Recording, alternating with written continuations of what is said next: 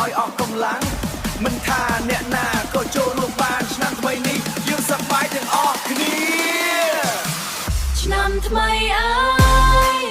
រំកាន់ត្រឹមឲ្យឡើងកម្ដៅដាក់ដៃលើស្មារំជុំគ្នាឲ្យល្អ